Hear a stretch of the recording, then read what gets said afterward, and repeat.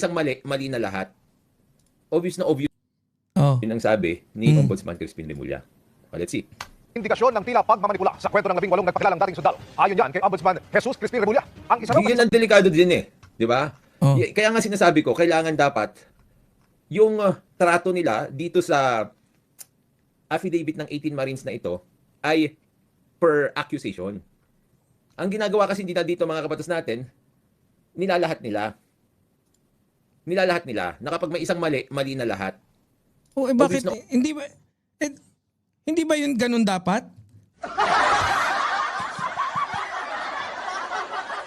Hindi.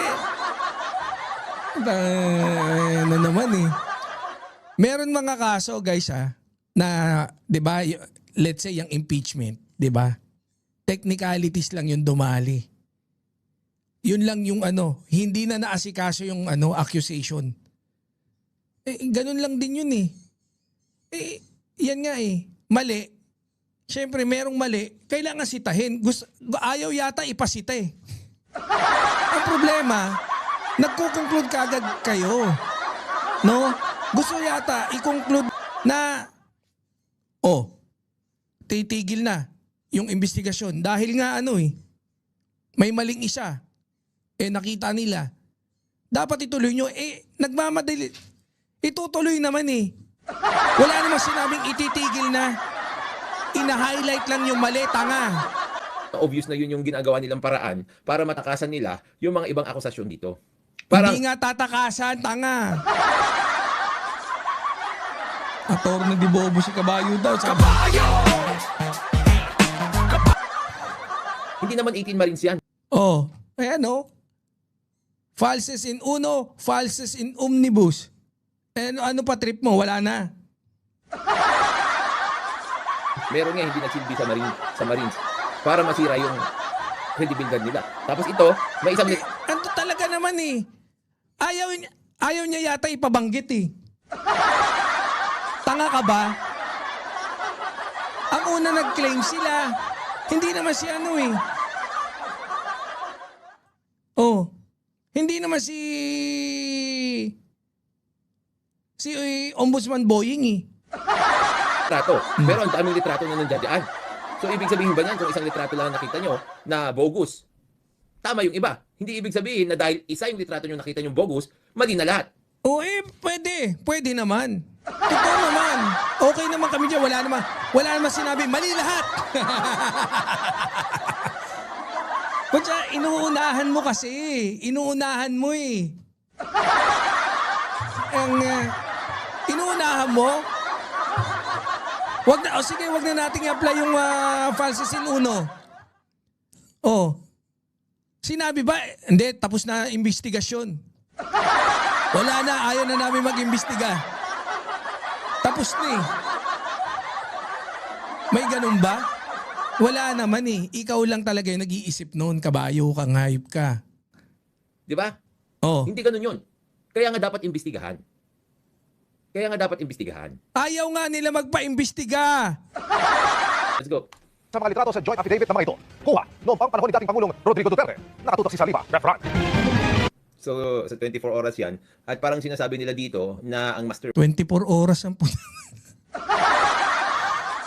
oras. mind talaga ng maleta o ang maleta king ay si dating Pangulong Duterte. Sa mga litratong sinumite sa joint affidavit ng 18 dating sundalo ng pagde-deliver umano ng mali-malitang pera sa ilang opisyal at personalidad, sabi ni Ombudsman Jesus Crispin Remulla, may nakitang isa na hindi raw tumutugma sa timeline ng kanilang kwento. When we Di ba? Isa lang. investigated that angle, it appears that this delivery was done during the time of Speaker Lord Velasco. Duterte time definitely yung isa ron. Yung isang na-point out sa akin, na nag-inform sa akin. Hindi Di dinukoy ni ba? Para tapos yung pinoint out lang. Ang problema ko kasi dito, hindi kayo nag-iimbestiga. Ang dami mong problema eh. Ang problema ko lang dito ang dami mong problema. Yung nagpo-point out sa iyo, During the time of Speaker Lord Velasco. Duterte Reading time ko. definitely yung isa ron. Yung isang na-point out sa akin, na nag-inform sa akin. hindi di dinukoy ni ba? Para tapos yung pinoint out lang. Ang problema ko kasi dito, hindi kayo nag-iimbestiga. Yun lang. Puta, hindi pa din nag-iimbestiga daw.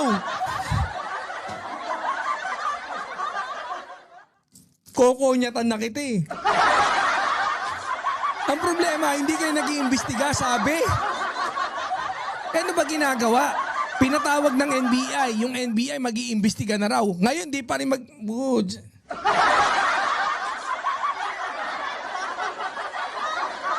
Rakrakan, puro naman AI daw. Puro AI daw yung rakrakan mo. Nagpo-point out sa iyo na Duterte o panahon pa ni Duterte yon, hindi nyo naman Ang tanong doon, hindi sa dami, merong maling isa. Ibig sabihin, totoo ba yung iba? Kapag mali ang isa, lahat ng mali or lahat ng yung sumunod, kaduda-duda na. Ganon. Yun nga lang din yun eh. Oh, kaya lang ito talaga, alam niya naman yan eh. Kaya lang makakontra lang talaga. Tanga eh. Oh. Wala naman nag-file ng case. Wala namang nag-file ng case yung 18 March. Kung, di tama. siya pinapa-confront doon sa tao na nagsasabi na panahon ni Bongbong Marcos yon.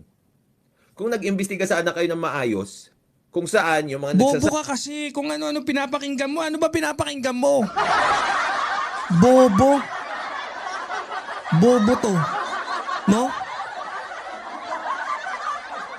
Walang yan, no? Yung dun sa sinabi, sumakay sa eroplano, wala daw nakitang air taxi na lag. Dun sa air taxi, dun sa mga kumpanya, from 2023 hanggang current year, hindi nagkaroon ng opportunity na magsama sila sa isang eroplano. Contrary dun sa claim niya sa affidavit na umabsent nga dun sa NBI. Ano problema? Sabi, sagot, nung year 2022 yun. Putya, ano mangyayari kung 2022? Sino presidente nun? Kalahati, si Bangag na Digong, Bangag sa Fentanyl. Kalahati, si PBBM. Paano nangyari na ang budget inilaan para kay PBBM na madalan siya ng maleta during noong 2022? Gago to eh. Si Banat ba'y pinapakinggan mong hayop ko eh? sabi na nung panahon pa yan ni Duterte, tapos yung nagsasabi na panahon ni Bongbong Marcos na yan, pinagharap nyo, pinagbanggaan nyo yung kanilang mga testimonya at saka mga... Putya, andun ka na kagad?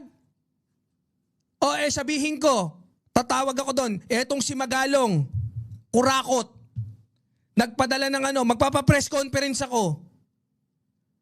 Putya, mind you brother, mind you, nagpa-press conference muna sila, hindi sila dumirekta na para magsampa doon. Gumawa muna sila ng eksena, kupal. Anong gagawin natin? Pagbintangan ko si Magalong. Si Magalong, nagnakaw. Sabihin ko na lang, kunyari, hypothetical lang, pagbintangan ko si Magalong, meron na ako, nakita ko mismo, eto mga pictures. Ang daming pictures niyan. Si Magalong, siya nagpasunog dun sa building ng DPWH sa Baguio. Ngayon, anong gagawin mo? Hindi mo na ako tatanungin? O hindi mo man lang ako pagpa-filin dun sa NBI? Saan ba ako magre-reklamo? Magpa-presscon ako? Ano sasabihin mo sa akin? Presscon yan, anong gagawin mo? Pagka nagpa-presscon, pwede mo nga sagutin, pwedeng hindi eh. Nagpa-presscon lang yun eh.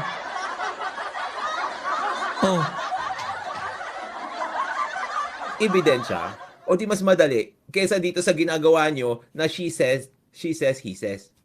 Sasabihin nito iba, sasabihin nito... Ang galing mo naman, napakagaling. Putsang napaka-basic na sinabi. Putsa kahit sino maiisip yung mga pinagsasabi mo, maglagay ka naman ng konting sustansya dyan eh. Sabaw ka ng sabaw kay Atty. Claire, ikaw tong punong-puno ng kasabawan. No? Grabe, wala ka mapupulot dito sa content na ito eh. Sabaw na sabaw ang walang niya.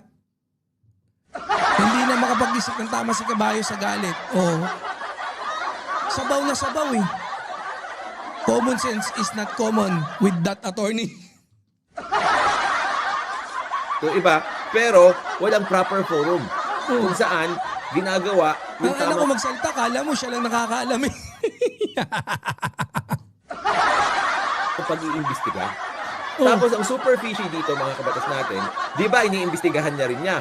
Oh. Nagpasabpi na siya kay Baligod. O, ano ba talaga? Ano ba talaga? Sabi mo, ang problema sa inyo, hindi kasi kayo nag-iimbestiga. Ngayon, nag-iimbestiga na. O siya, ilang minuto lang, oh. Ilang minuto lang, binawi ka agad ni Gago. No? Anak ng tokwa, oh. Anak ka ng tokwa, oh. Ilang minuto lang. Galing lang, kani-kanina lang, sabi mo. Hindi, ang problema ko dito, hindi kayo nag-iimbestiga. Ngayon, di ba, nag-iimbestiga na nga rin siya. Wala malaguran sa'yo eh. Bayo, ayaw nga nito Paksyo at Depensyo na matanong yung 18 ng isa-isa. Tama. Iniimbestigahan niya na rin itong 18 Marines. Bakit yung investigasyon mo, kung meron kang nakuhang against the Marines, ilalabas mo na agad? Obvious. Ha?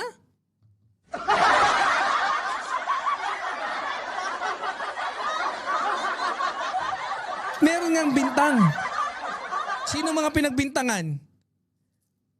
Ang pinagbintangan, isa sa eto, sige, wag na tayong lumayo. Isa sa pinagbintangan yan, si Ombudsman Boying. Anong gusto mong gawin? Oh, may mga picture doon na pinakita. Tapos ang claim doon pa sa bahay nag-meeting. Yun yung mga accusations, yung mga bintang.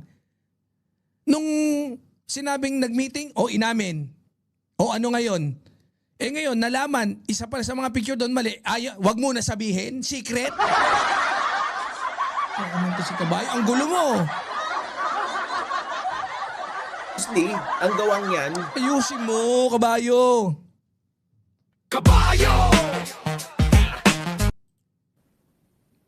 ang gawang yan ay para makontrol yung public perception. Hmm. Di ba? Kasi nga, Sige. Pwede. Pwede. No? Anong intention din pala nung hindi ba posible rin na para makontrol yung public perception? Biruin mo, no? Para talaga mai-connect nila kay Speaker Martin. Tapos mapagbintang si PBBM na alam nyo kung bakit ipinipilit na ito ni Kumag? Ito kasi si Kumag, ang naratibo niya, si PBBM talaga ang ang pasimuno. Yan yung nila eh. Yan yung naratibo nila diyan sa C4GG. Na si PBBM nga yung may pakana pagdating diyan. 'Di ba? Machiavellian nga daw eh. Kabayo! Kabayo! Technique daw. Ganyan daw talaga yung Kunyari, niya, pinaimbestigahan, kunyari, maya naman kayo, pero siya daw talaga may pakana. Yun daw, isa sa mga strategy ng Machiavellian. Kabayo! Kabayo! Kabayo! Kabayo! syempre, out of all the pictures, ang linabas mo, yung hindi tama. Tanga! Kabayo! Lahat lumabas na! Bobo naman ito. Lahat ng picture lumabas na. Totoo ba? Totoo ba pinagsasabi nito? Isang picture lang ba lumabas? Lumabas na lahat. Ngayon nga naimbestigahan eh. Sinabi, ngayon may nakitang isa. Eto, medyo may mali. Baka pwede mo nang i-assume baka tama yung iba. Nak ng teting to, gagon to. I mean, tama, yung timeline pa lang ha. Out of all the pictures, ang nilabas mo, yung sinasabi mong minanupila.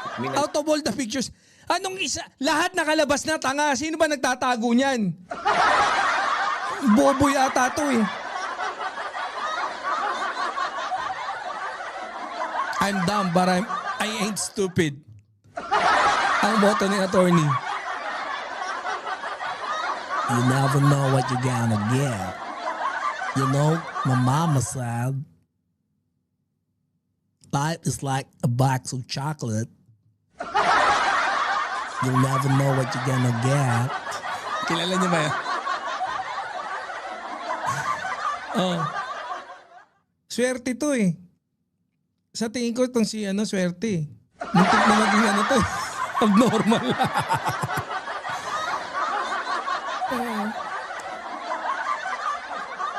Manipula. Paano naman yung mga ibang pictures? Paano naman yung mga ibang testigo? It will, kasi mga kabatas natin, Ano? Paano daw yung mga testigo? Paano daw yung mga ibang pictures? Yung mga ibang pictures, nakita na. Napakita na. The first day na ipakita na nila.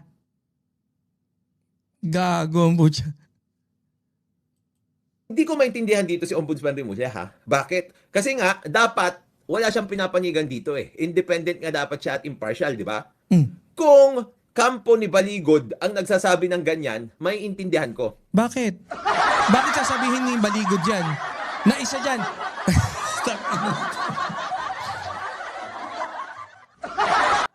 Grabe ka bobo ni Kabatas. Grabe ka bobo ni Kagatas. Walang yan, oh. Maintindihan niya raw kung si Baligod magsasabi. Anong alangan naman sabihin ni Baligod? Guys, ito yung affidavit namin ha. Isa dito, mali.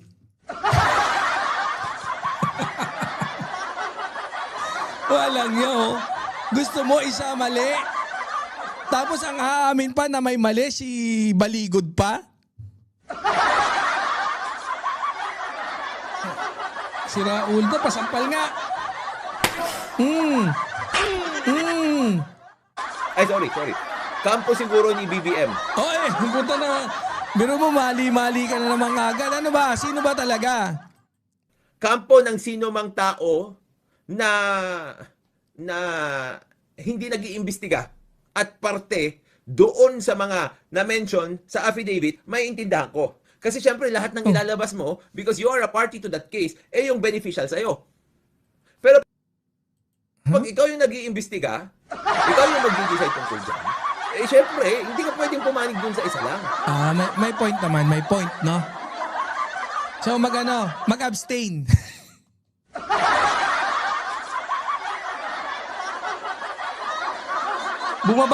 Dapat bumaba muna sa pagka-ombudsman.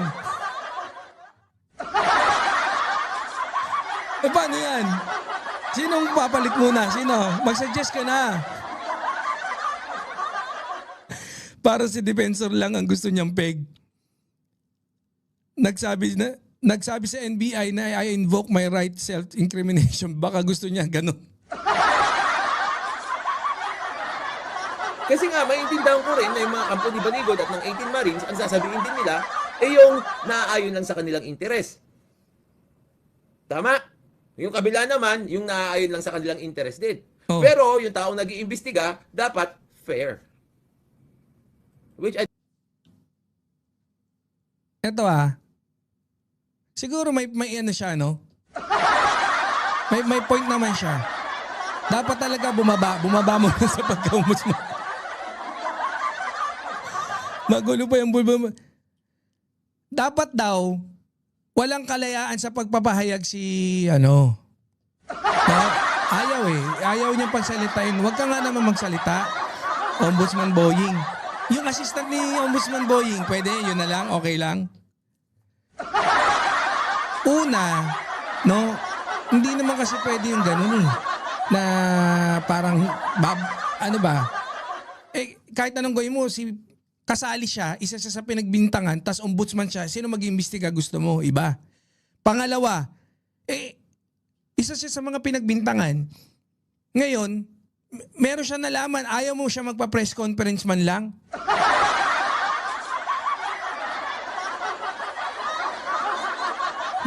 Bawal ka magpa-press conference. You're a party to this case. And then, you're the one even investigating. Wala, yun na yun eh. Yun na yung nangyari. Pinagbintangan nila yung ombudsman, nagkataon, ang mag-iimbestiga si ombudsman. Alangan namang iba. Pero for now, yung NBI yung nag-iimbestiga eh. Ngayon nakakuha siya ng information. Ayaw mo bang ibalaton sa kanya yun? Pucha, dinrag siya dyan. No? Walang ano-ano.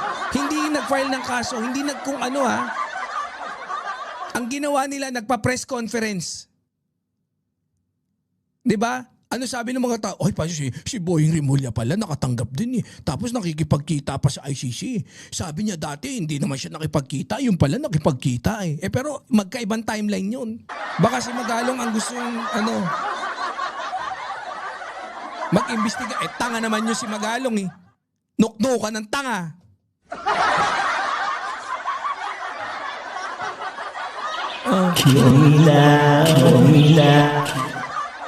I don't see in this particular matter.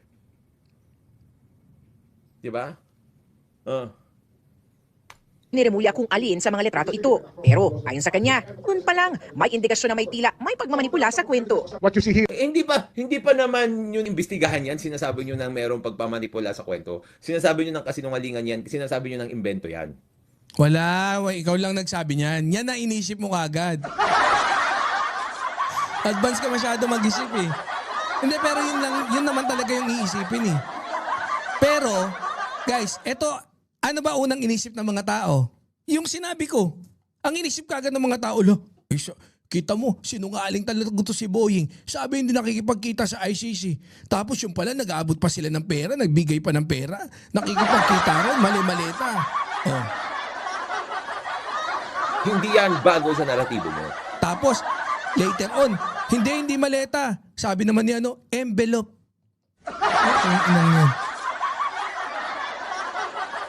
is really a manipulation of facts to make it appear that that was that. But actually, May mga pinakitang pictures nung ICC. Ng mga personalidad dun sa ICC. Putya, pinakitang tumatawid ng kalsada. Ano naman? Maganda sana kung pinakita nila tumatawid, may dalang maleta. they were playing with timelines. And this is one time. Paano pa tutuloy yan? Paano pa magkakaroon ng maayos na investigasyon yan kung wala pang patawag, Ate wala pang Tiger maayos Eyes. na pagsusuri doon sa mga tao na nagreklamo, meron ng desisyon.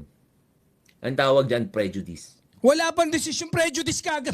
Abogado kaya talaga to? Siya na kagad ng desisyon, prejudice na raw, may desisyon na raw. Wala pa nga, iniimbestiga. Ang sabi nga ni Boying Rimulya, as a matter of fact, inaantay namin yung mga separate affidavits nila. Pwedeng-pwede si attorney sa comedy bar. Timeline that they played with, that this happened before. Tapos isipin mo isang picture lang yan.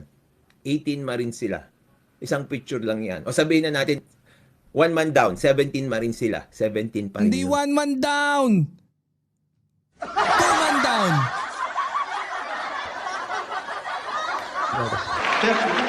Naupong speaker si dating Congressman Lord Alan Velasco mula October 2020 hanggang sa matapos ang termino ni dating Pangulong Rodrigo Duterte. Tapos na ang investigasyon. Ano pang gusto niyong investigasyon? Tapos na? Ano bang gusto mo? Ayaw mong tapusin yan o ano? Pero para sa kanya, tapos na ang investigasyon. End of story. He's confirming what is not confirmed. 18 Marine pero ilan lang ang picture. Back to you, kabayo. Gago, puta. Kung ano-anong kalokohan, kawawa talaga yung mga ano. Ang sarap niyong sagipin, kayong mga C4GG dyan. Kayong mga kabatak. No?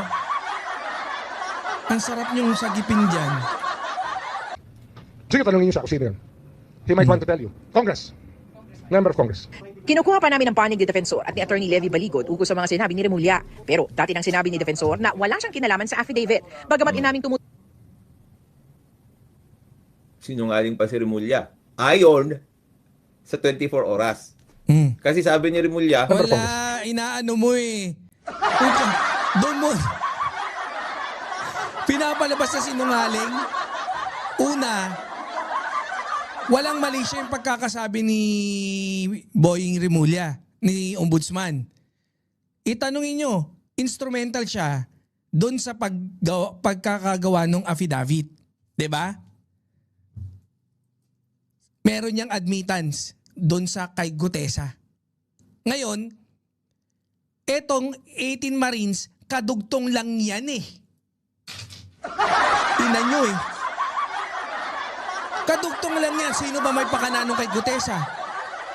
And prior to that, sino ba yung nag-announce na meron pa mga ibang lalabas? Sino? Ha? Bigla lang pumasok sa picture yan si Baligod eh. Di ba? During nung time ng kay Gutesa, alam na nga ni, alam ni Marcoleta kung ano yung mga sasabihin ni Gutesa eh. Kino-coach niya nga eh. Nung nakalagtaw. And then sinabi nila, andun siya, gumagawa. Sabi ni, andun, gumagawa dun ng affidavit. Tapos, syempre, nandun na rin kami. Tumutulong kami sa paggawa niya ng affidavit. hindi verbatim, pero ganun. Tapos sabi pa nga ni kung talagang ka, papirmahan mo yan. Papirmahan mo. Diyan sa 'di ba? Sabi ni Marcoleta, kung papirmahan mo yan. Alam ko meron yun tayong diyan eh. First of all, sir, Ngayon daw sinungaling na raw si patay.